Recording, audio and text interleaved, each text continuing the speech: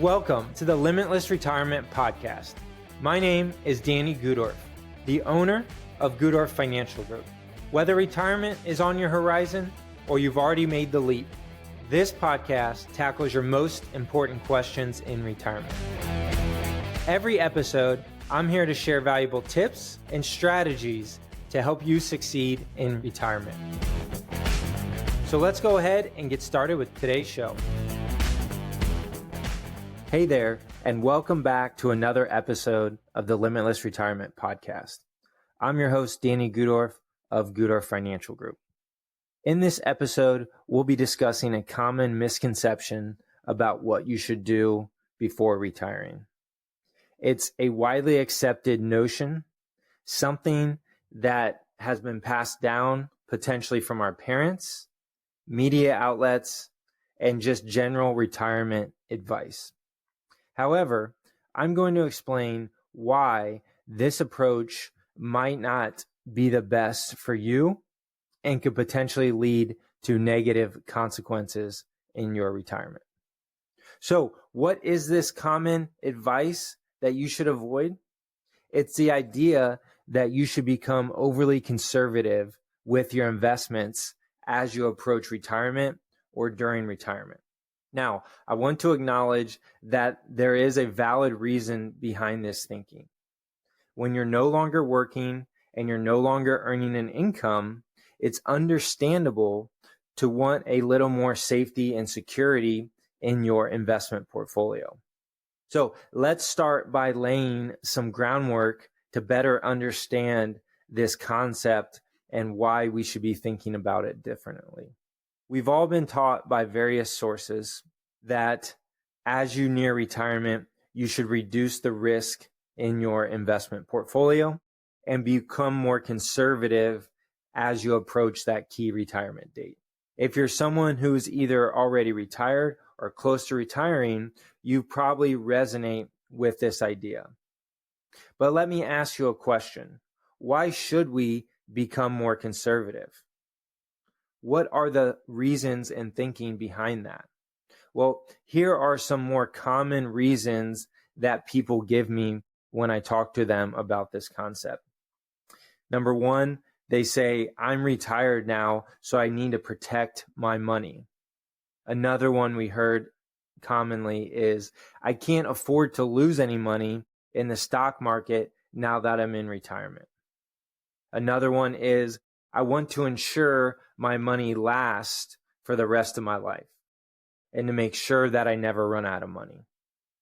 And finally, another common one is, since I'm retired, my time horizon is much shorter, so therefore I need to get more conservative with my investment portfolio. Now, all of these reasons are understandable and valid in some contexts and to some extent. They stem from a fear of uncertainty and a desire to safeguard their financial future and their retirement assets. However, and let me be honest with you here, those fears are often rooted in a misunderstanding of how risk works. It's simple human nature to be fearful of the unknown, and it's how we're wired when it comes to money. The way we feel about money often indicates our level of understanding about this concept. The reason I say that most of the time our fears are based on misunderstanding is because we don't properly grasp the concept of risk. Over the years, I've realized the idea of investing ultra conservatively in retirement has more to do with perceived risk than anything else. So let me ask you, what is risk really?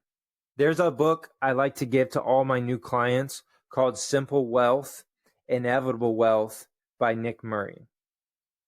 This book is a fantastic guide for understanding what risk is and what it is not. It also explores the risk we should be aware of and the risks we might not want to consider. Simple Wealth, Inevitable Wealth is a great resource for learning how to invest properly and consistently over the long term. And I often find myself revisiting it regularly and discussing it with a lot of our clients. In this book, Nick Murray explains what risk is and what it isn't, and it's critical for us to identify and understand the true risk versus the perceived risk, especially from a retiree's perspective. So let's walk through some of these concepts together. What are some risks that retirees might face? One is investment risk. Now, what do I mean by that? Investment risk is simply choosing the wrong thing to invest in. For example, let's say Apple stock had performed exceptionally well over the past 20 years. If you decided to put all of your money into Apple stock and then it plummeted to zero over the next decade, well, that obviously would be a risky investment. Putting all of your eggs in one basket like a single company or a single stock is an example of investment risk. Another common risk for investors is timing risk. And this is usually the most common one that we see with our clients. And this involves trying to time the market by getting in and out of certain investments based upon factors like who the president is, what the state of the economy is, or any news media, things like wars or other economic disasters that are happening in the country or across the world. As humans, it's in our nature to try to outsmart the market. However, attempting to beat the market by timing your investments, timing meaning trying to time when you can buy and sell at the peak or at the bottom, is a significant risk. And it's a risk that we see a lot of our clients making when it comes to investing for their retirement. Another common risk that is especially important to our retiree investors is sequence of return risk. And this is a somewhat newer concept for our retired clients. Because when you're retired, you'll likely need to withdraw money from your investment accounts to fund your monthly or annual spending needs. If the market experiences a 30% drop and you're forced to pull money out during that low point, you're essentially selling at a loss to fund your distributions. The problem is, once you've spent that money, you can't get it back because there's no way to earn it again because you're retired and you're no longer working. So sequence of return risk is a serious consideration, especially if you've invested entirely in stocks your whole life. And sequence of return risk is especially critical the first 5 years of your retirement. If you have 3 or 4 bad return years the first few years, that could substantially impact your retirement versus 3 or 4 positive years of stock market returns could have a different impact. Now, these are a few examples of risks associated with aggressive investing.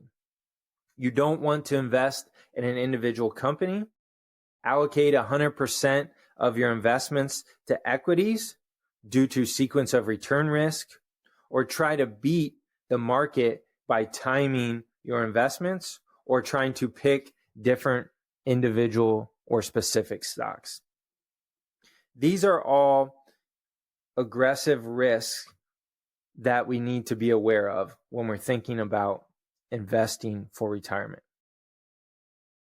Now, let's flip this around a little bit and talk about some of the risks that come along with conservative investing.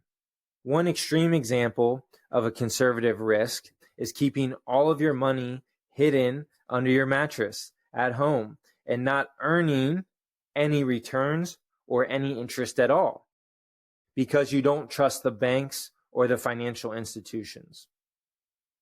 While this, yes, is an extreme case, it does illustrate the risk of losing your purchasing power over time. If you lose that purchasing power or lose that money, you won't have it anymore. And the biggest risk is that the value of your cash will erode over time due to that inflation risk. Now, right now, we're experiencing extremely high rates of inflation, but throughout 2022, we saw inflation rates of around 8 or 9%, meaning your money lost that much value regardless of what you did with it. That is the main problem with holding too much cash. And too much cash that's not earning anything, it steadily loses purchasing power over time. And for retirees over the next 30 years, one of the most important things you need to be aware of and try to plan for is to try to maintain your purchasing power. Okay, so let's move on to another risk on the conservative side, which is the increased likelihood of outliving your money. If you're not growing your wealth and you know that your cost of living will increase over time, you may be at risk for running out of money if you live an extremely long time or have a long retirement time horizon. Longevity risk, or the risk of living too long, is a significant concern for those who are overly conservative with their investments. In 2022, we witnessed an unusual scenario where corporate bonds were down over 12% for the year due to rising interest rates. This means that if you bought a bond last year, its value has decreased because someone could buy a new bond today with a higher interest rate. To sell your bond, you'd have to offer it at a discount, and that's what happened in 2022 with these investment grade corporate bonds experiencing a 12 or 13% loss, which is remarkable considering the stock market itself was also down 20% during this time. So this demonstrates that bonds are not entirely risk-free either, even though we often think about them as a hedge or the opposite of stocks. It's important to be aware that bonds are not as safe as you might assume. So these are some of the risks that we assume that are out there for being too overly conservative with our investments. And, a lot of these risks are out there, but like we talked about, the main and most important one is the longevity risk. None of our clients want to run out of money or live too long or outlive their money. So there are risks on both ends of the spectrum. If you're too conservative, like we said, you might face the risk of running out of money or losing value to inflation and potentially for declines if you hold too much money in bonds. On the other hand, being too aggressive means you might not have enough accessible to your funds and money to live on, even if the market drops 30 or 40 or even 50%. And you're forced to sell at a discount to generate your income in retirement.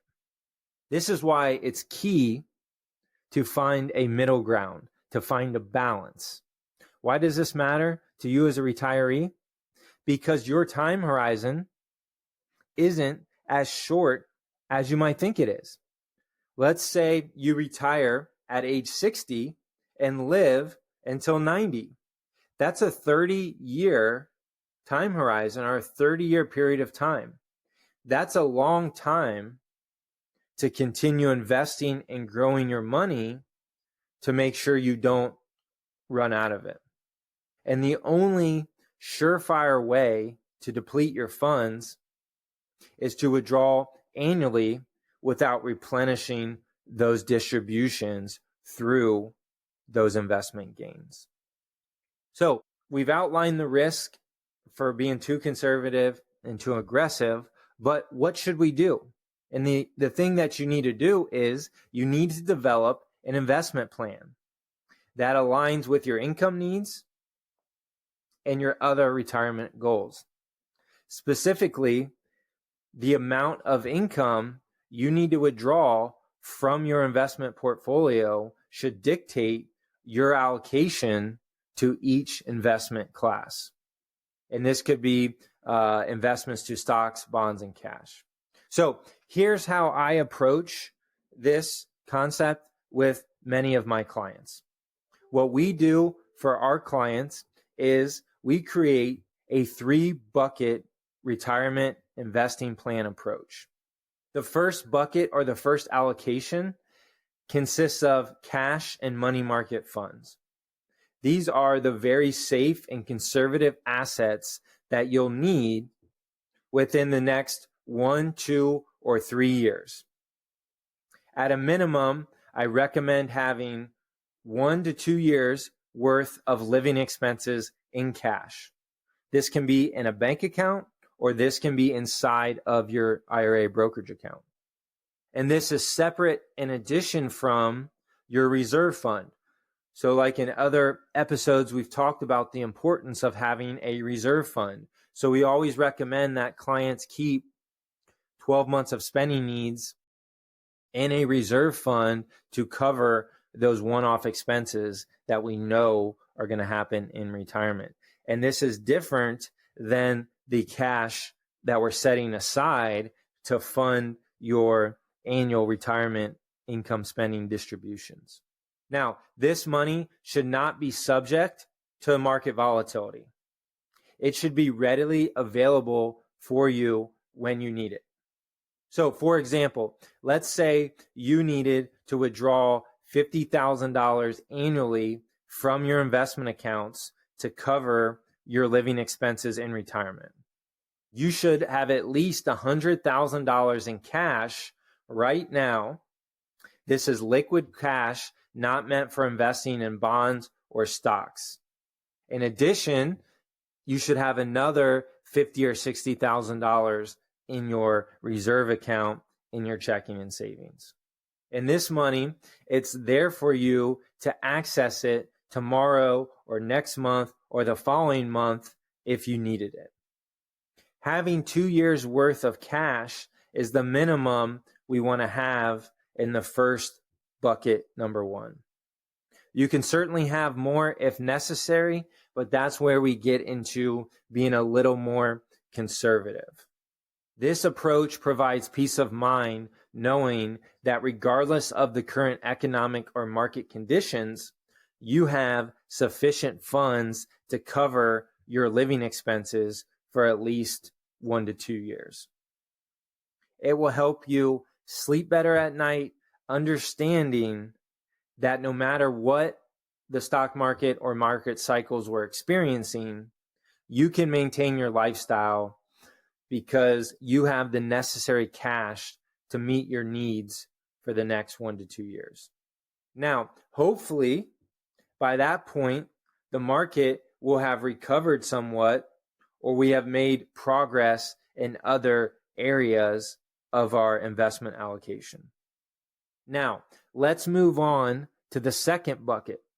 This bucket consists of at least 3 years worth of bonds, treasuries, or CDs.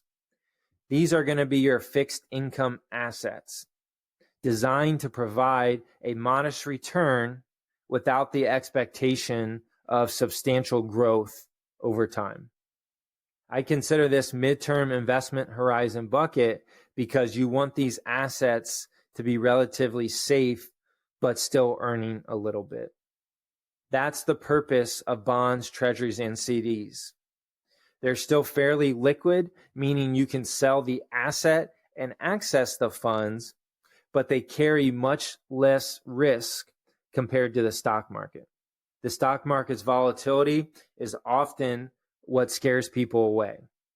So you have 3 years worth of bonds, treasuries, and CDs, and this is crucial to this third bucket retirement plan.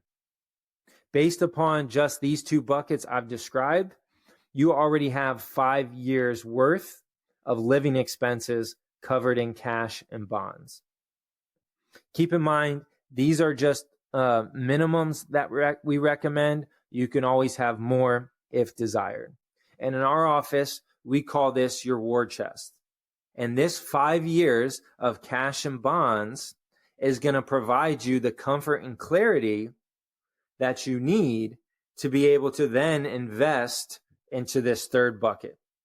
So the third bucket is anything you'll need beyond 5 years from now. This bucket is meant for long-term growth and can be invested in stocks.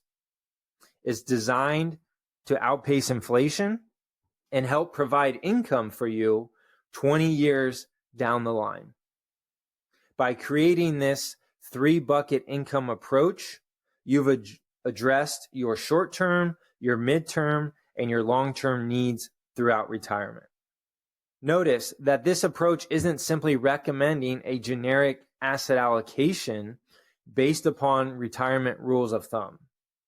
It's a thoughtful way to create an investment allocation tailored specifically to your unique needs. Not everyone spends the same amount. So a person who spends, let's say, back to our example, $50,000 a year will have a different allocation than someone who spends $100,000 a year. We base the allocation on your spending, not an arbitrary rule like you should have a 60-40 portfolio or you should have a 70-30 portfolio. I prefer to ensure that your investment allocation as a client is ultimately informed by and based upon your required income needs, because that is going to give you the best investing experience, and that's what's going to allow you to stay invested in the stock market. Because we know it's not if the market falls, it's when the market falls. Over the course of your 30-year retirement horizon, there's going to be multiple, in many instances, where the markets are going to be down 15, 20, 25% over the course of 30 years. So let's go into a quick example of how to illustrate this concept. Let's say John and Mary have $1 million in their retirement funds and need $50,000 per year from their investment portfolio. So in bucket number 1, we know we need at least 1 to 2 years worth of cash, which amounts to $100,000. In addition, in their reserve account and their checking and savings, they would have an additional $50,000 or $60,000 to cover those one-off expenses. For bucket number 2, we want at least 3 to 4 years of bonds, treasuries, and CDs totaling $150,000, given their annual spending of $50,000. Now, any remaining funds, we would then invest in the stock market. Right away, you can see that by adding up the buckets 1 and 2, which we call our war chest, we have a total of $250,000 in conservative assets, while their total portfolio is worth $1 million. This translates to a roughly 75% stock and 25% bond portfolio. As I mentioned, this isn't necessarily the standard allocation for everyone. It's simply the result of applying the 3 bucketing strategy based upon their specific income needs. Now, John and Mary can comfortably retire and live for 5 years without worrying about the stock market fluctuations. And the reason we talk about 5-year buffer a lot is that if we look back at major market corrections or market turmoils, they usually don't last longer than 5 years. If we look back at the financial crisis of 2008, it took from 2008 to 2013 for the stock market to fully recover, plus a little bit more. That's one of the most significant market events that we've seen over the last 20 or 30 years. Hence why we've settled on this 5-year buffer rule for the bucketing strategy. Now, of course, you could have more money in buckets 1 and 2, but 5 years is the minimum that I recommend. And this is because when we're in retirement and we're generating our spending needs, when the markets are down, like in our example, we're going to be spending out of our buckets 1 and 2. We're not going to be spending out of buckets number 3. And if the markets come back or the markets are doing good, we will spend out of bucket 1, and then we will refill our cash buckets 1 and 2 with the gains from our stocks in bucket 3 once the market recovers, or if the market is doing well on an annual basis. Now, hopefully you can see how having a 3-bucket retirement plan based upon your income needs allows you to avoid being more conservative than necessary, and that you can feel confident that regardless of what's happening in the economy or in the world or what's happening on the news, you have at least 5 years worth of conservative assets to draw upon, including a minimum of 2 years worth of cash that won't fluctuate with the stock market. Now, you might lose some value to inflation, but the dollar amount remains relatively stable.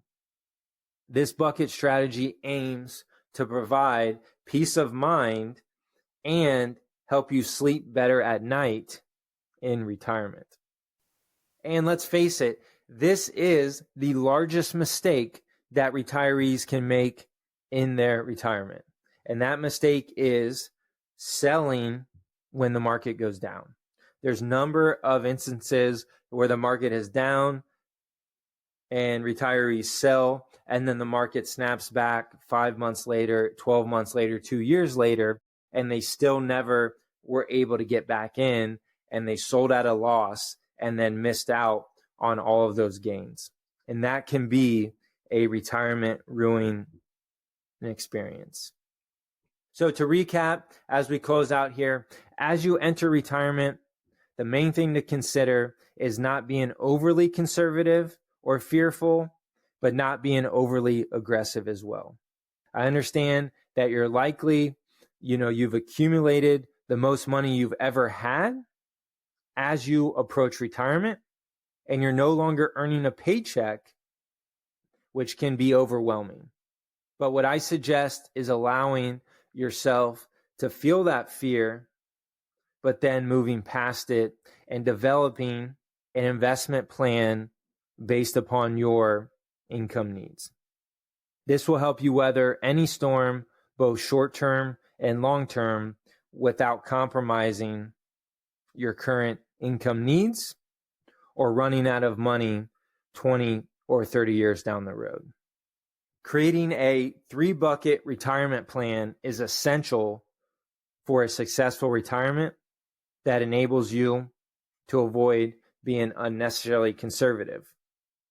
So I hope this information has been helpful and provides a framework for thinking about your investing and retirement needs. Once again, I'm Danny Gudorf of Gudorf Financial Group, and this has been another episode of the Limitless Retirement Podcast. I look forward to speaking with you again. Thank you for listening to another episode of the Limitless Retirement Podcast. If you want to see how Gudorf Financial Group can help you get the most out of your money, go to gudorffinancial.com get started. This is where you can schedule a 20-minute call to see how our firm can help prepare a free retirement assessment. Please remember, nothing we discuss on this podcast is intended to serve as advice. You should always consult a financial, legal, or tax professional that is familiar with your unique circumstances before making any financial decisions.